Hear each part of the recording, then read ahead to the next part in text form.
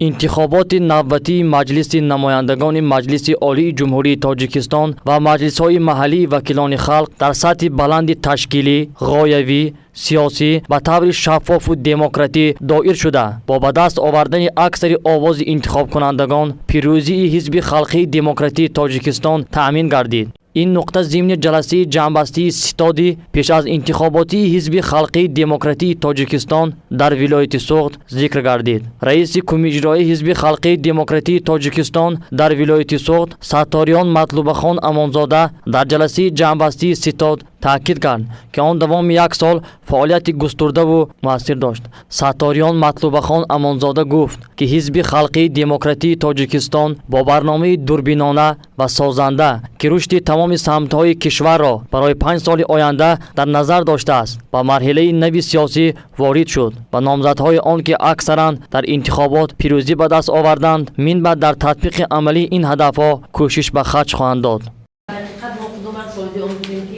مردم چخیر از سحر صالحان صبح بروقت همین حاضر شدند و چسته های و حوزه های انتخاباتی مسئولیت بلند شهرونده خود احساس کردند و کارهایی که شد ما خدا شاهد بودیم گواه بودیم میداریم و در حقیقت مسئله کارهای تشکیلی و مسئله کارهای تشویقاتی و از در اجرای بهتری بودند. تشکر برای خودتون. معاون رئیس کمیته اجرایی حزب خلقی دموکراتی تاجیکستان در ولایت سوخت عبدالغفاری امینجان شریفزاده گزارش ستاد پیش از انتخاباتی حزب خلقی دموکراتی تاجیکستان در ولایت سوخت را که نتیجه گیری از فعالیت یک ساله آن بود و سهم اعضای ستاد رسانید.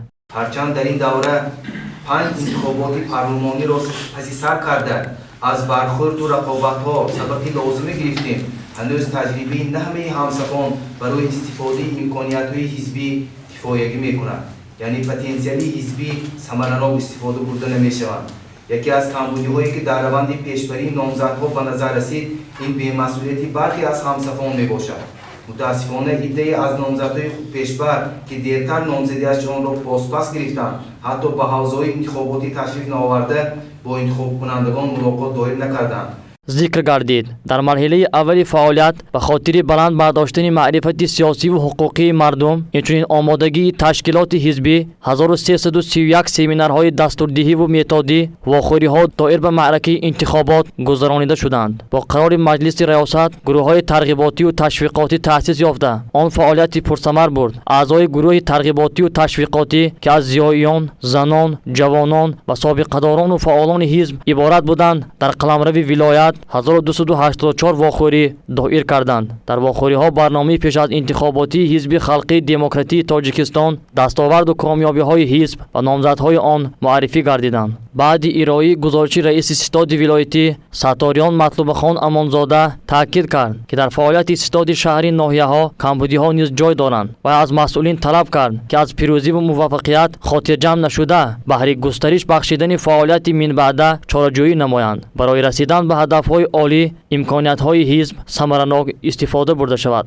ملک اسلامی نعیم منور رئیس کمیته اجرایی حزب خلقی دموکراتی تاجیکستان در شهر خوجند، باباجانزاده عظیم طاهر رئیس کمیته اجرایی حزب خلقی دموکراتی تاجیکستان در شهر کانیبادام، ضیایی بحرالدین صباح‌الدین رئیس کمیته اجرایی حزب خلقی دموکراتی تاجیکستان در ناحیه اش عاید به نتیجه های فعالیت ستاد شهر و ناحیه های خود گزارش داده تاکید نمودند که انتخابات در سطح بلند سیاسی برگزار شده اکثر نامزدهای طریق کنفرانس‌های حزبی پیشبری گردیده پیروزی به دست آوردند.